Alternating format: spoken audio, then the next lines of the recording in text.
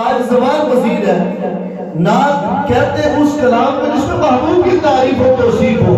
مگر نہ آج تو جناب لوگ صاف کریں گے میں بکریاں نہ واڑا حلیمہ میں نار رکھنا نہ بکریاں نہ واڑا۔ حضور کی نعت کیا ہے؟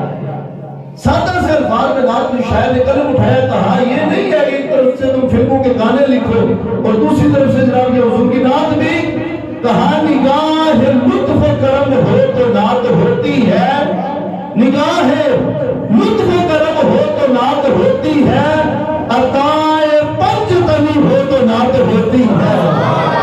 نگاہ لطف کرم ہو تو نعت ہوتی ہے، عطائے پنج تنی ہو تو نعت ہوتی ہے، لبے فرات سے آتی ہو العرش کی صدا، بلا کی تشن نبی ہو تو نعت ہوتی ہے۔ لبے فرات سے آتی ہو العرش کی صدا، بلا کی تشن نبی ہو تو نعت ہوتی ہے، اور سوار دوش پیمبر ہو زیر خنجر ہو، سوار دوش پیمبر ہو زیر خنجر ہو، اجل کی جان بنی ہو تو نعت ہوتی ہے۔ سوار دوش پیمبر ہو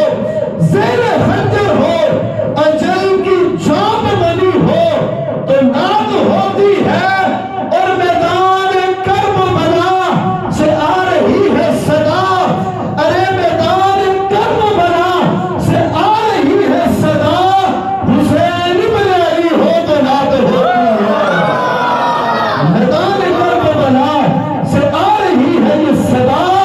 حسین ابن علی ہو تو نعت ہوتی ہے۔ اس لیے کلام ہمیشہ وہ سلیکٹ کرے اس پر محبوب کی تعریف و توصیف ہو۔ میں بلا کبھی خطاب کے لیے دعوت دے رہا ہوں غالب نبی فاضل جلیل حضرت علم مولانا